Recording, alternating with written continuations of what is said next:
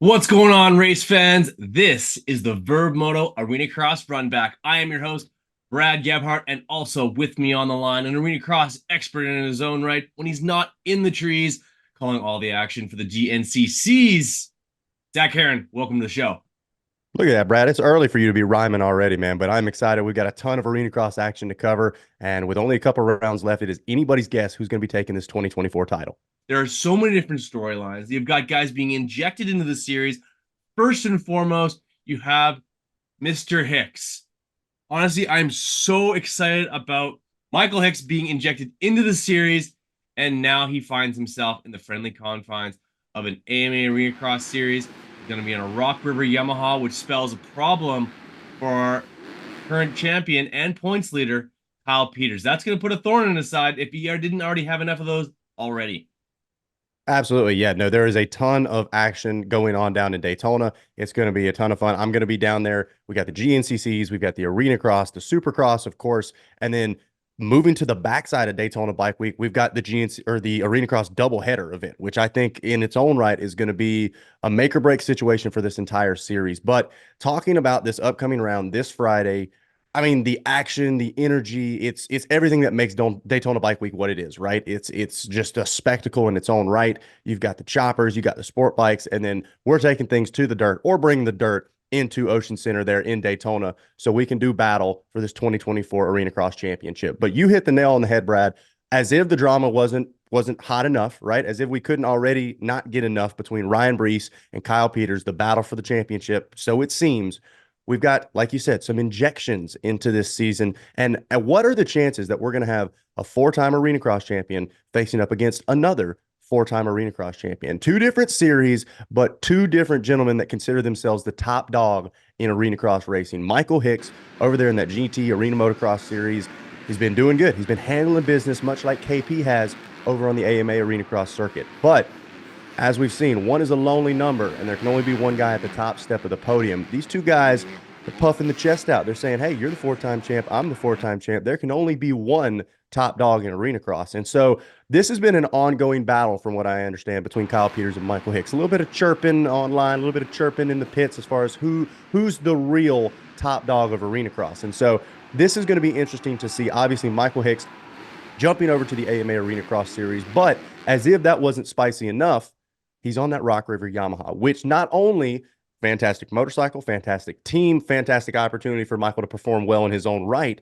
It's also the same team as the number one contender to dethrone Kyle Peters at the moment, which is Ryan Brees. So we're going to see a lot of interesting dynamics. I'm not saying I'm expecting team play. I'm not expecting any kind of tricks or anything like that, but it is definitely something worth noting. Your top contender for the title right now, his teammate, is a four-time champion and is also definitely going to be going for the number one of Kyle Peters. Not to try to ruin the championship, but to try to show that he is the top guy. He's definitely not going to be getting out of the way when your leaders come around if he finds himself out front. Now, you've also got a little guy by the name of Marshall Welton. Maybe you've heard of him. He kind of hauls ass on a motorcycle. Yeah, Marshall also jumping over to the AMA Arena Cross Series, going to be on a Yamaha as well, but Marshall's a good buddy of Kyle Peters. They're both here in the Carolinas. They've kind of grown up together. So I'm not expecting any kind of craziness from Marshall Welton besides twisting that right throttle and trying to run off with the best finish possible. So what if you're not already getting the picture? We've talked about the points breakdown. 9 points separating Kyle Peters out front with the red plate right now behind Ryan Brees. At the moment, Kyle Peters could finish second behind Ryan Brees for the rest of the season. No problems. He gets that fifth title. But you start injecting riders like Marshall Welton. You start bringing riders over like Michael Hicks. You start bringing riders over like X named Supercross rider, because I've heard a lot of different rumors. So many I can't even tell which are true. But there is definitely going to be some big names jumping over from Supercross to try to dip down into the Arena Cross Series, see if they can get a piece of the pie as well. Now, what that does, it creates a whole new set of chaos for the podium finishes and provides an opportunity for Brees to quickly make up the 9 points, or for Kyle Peters to cement this championship early by getting a great finish, getting a win, and maybe seeing Brees have some bad luck, find himself off the podium. So it is do or die for both the 200 and the number one right now. Absolutely. One thing is very clear when it comes to Rock River Yamaha is they are fully invested in winning this championship and putting their team in the best position to do exactly that. With Ryan Brees as the flagship rider, you have essentially two teammates now who can not only possibly run his pace or faster, but that's going to basically thicken the mixture when it comes to those reverse starts having to come through. Maybe that works in Ryan Brees' favor. Maybe that actually works in Kyle Peters' favor. Honestly, I think this is just going to make racing so much more exciting within this series. You're going to have more top end talent and guys fighting for position. And don't think that Isaiah Clark, Jared Lesher, all those guys are going to just take kindly to new talent coming into their series and wanting to establish themselves. Don't forget about the nuclear element. Cody Groves is not going to be happy about a bunch of Supercross guys and who the hell Michael Hicks is coming into his series and making a bunch of noise. That guy has been the class clown and the guy making a lot of noise in that series, and he's not going to be happy about having some people in there who are potentially taking of his slice of the pie. And you as well as I know, when Cody Groves is hungry, don't take his pie. Absolutely, yeah. Cody Groves on that Suzuki machine, not a guy to be messed around with. And I think you've seen a lot of growth from Groves throughout the entire season. He is really starting to come into his own. Yeah, he's got a little bit of that class clown element to him. He's got some great interviews. I love listening to him on the microphone, but he does have the right hand figured out. He does know how to twist the throttle, and we've seen him consistently getting better results throughout the season. Definitely in the mix to play spoiler throughout the final couple of rounds. And to your point, yeah, these guys, I don't want to say they're territorial, but they might be throwing up the dog leg, letting them know, hey, you're in my house now, buddy, and you're going to have to work to get past me, whether it's for first place, fifth place, or just to make it into the main event. So it is going to be exciting to see how your entire AMA Arenacross contestants welcome over these new riders, whether it's from the other Arenacross series or from Supercross, because they have a championship on the line. We've seen it in other racing series when the new guy comes over from a different series. Normally they try to stay out of it, right? They don't want to cause any championship drama. If we don't have drama in Arenacross, then why are we even going racing? You know what I'm saying? So Right. we have got drama to the nth degree. Battles that we were expecting for first and second, we could very well see for fourth and fifth with some of these other riders jumping in. Like you said, Brad, great point. The inverted start becomes a lot more complicated when you have 5 to 6 riders that are genuinely capable of taking away a win. I mean, Kyle Bitterman, another great name. You know he's looking to cement his name on the top step of the podium towards the end of the season. All of these AMA Arenacross contestants, while there might be 2 riders in a championship battle, they are all still looking to get their name on the top step of the podium, take away the money, take away the champagne, and really let these guys puke over whatever they have left over. If you want to go for the win, you're going to have to get around me. Isaiah Clark and Ryan Brees both just last weekend jumping over to Supercross. Do we see a benefit from that? Maybe a little bit of confidence, maybe a little bit of like, hey, I was able to do it over there in the big stadiums. Now that I'm back here, you got a whole new amount of intensity. I got to see how those guys do it. Now I'm bringing that back over to Arenacross. So it is anybody's guess. Starts are going to be absolutely crucial. The Daytona circuit or the Daytona track always breaks down significantly, gets super rough, even for an Arenacross track. So you're going to see some tough track conditions. You're going to see some tough competition. And as always, you're going to see some great racing in the AMA Arenacross series. Here's the bottom line. Kyle Peters needs to win some races down the stretch in order to secure this championship. Technically, yes, he could get second in every moto out and still get it if Ryan Brees is in first place. But I don't like those odds. I'm not playing that game knowing that I have to get a bunch of seconds. He needs to do some winning, and he needs to do some winning now.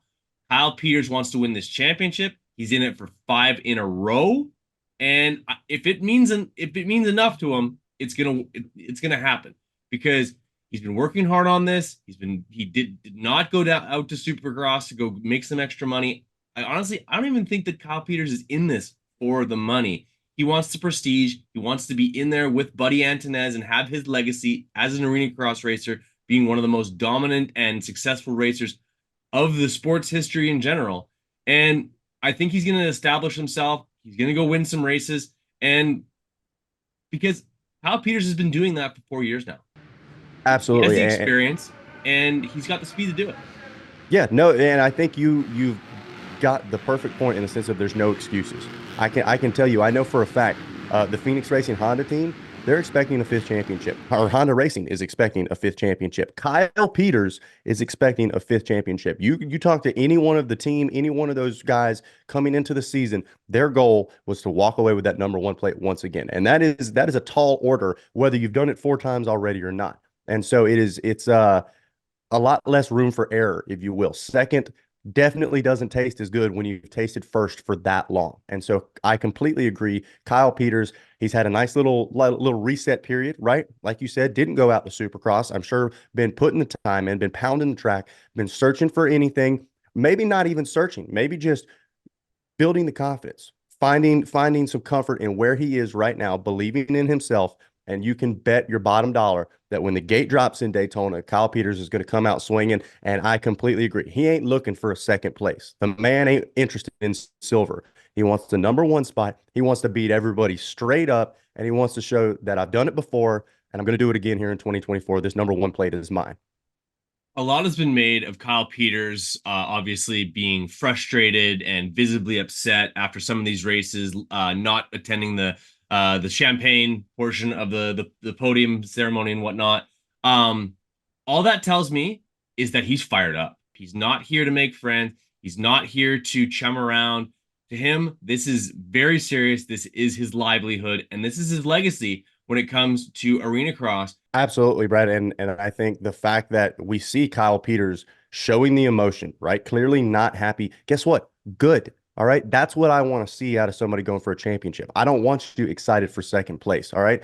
I think it is crystal clear. Kyle wants to be in first or nothing. All right. It is win or say die out there for Kyle Peters. I think you're starting to see that mentality for Brees as well. One thing that has surprised me and impressed me throughout this season is his ability to figure out that second moto with the inverted start. Lately, he's been getting mid-pack starts, and after a couple of laps, he's got clear track in front of him, and he's just putting some time in before he starts running into some lappers. It's been really impressive to see him figure that out.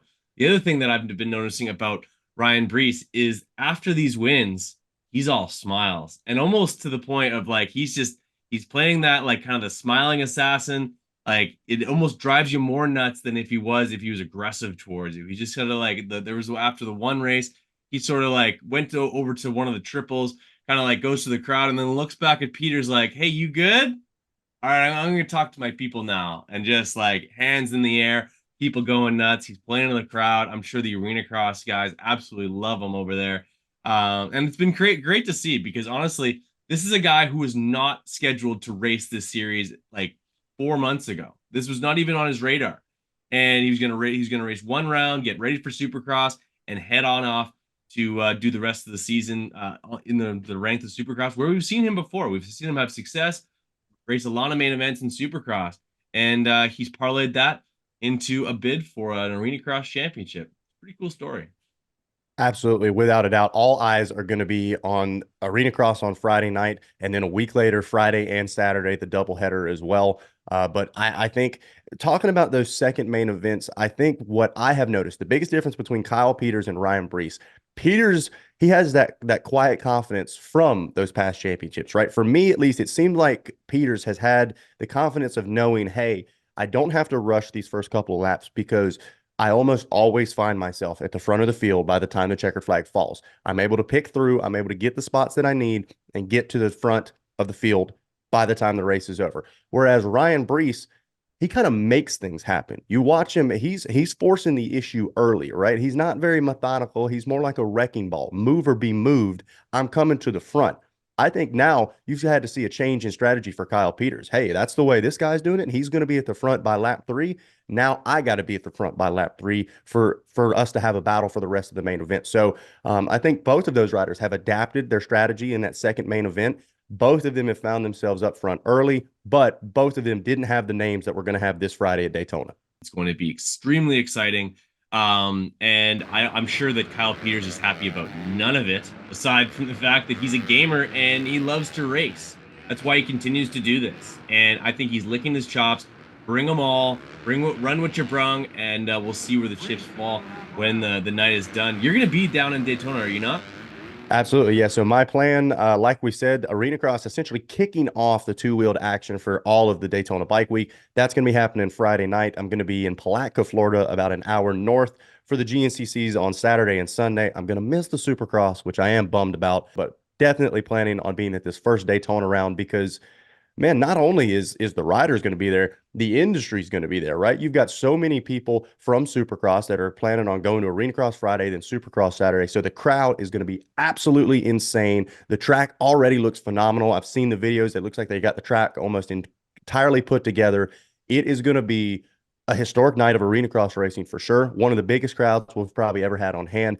And I think one of the deepest fields that we've ever had on hand as well. So absolutely, Kyle Peters needs to be channeling his inner Jocko Willink, right? You want to bring the Supercross riders, you want to bring the other arena cross riders, good. That's just more opportunities for me to show that I am the number one and this championship is mine. So it's anybody's guess. The cards are set. Now we just have to see how it all unfolds here this Friday out in Daytona.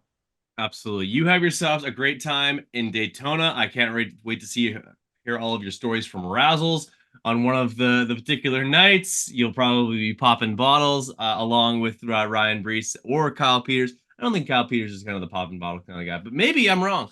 Anyway, guys, appreciate everyone for taking some time to listen to this. Shout out to everybody over at the Arena Cross series. We love you guys. And yeah, this is Vurbmoto signing off for the Arena Cross Runback.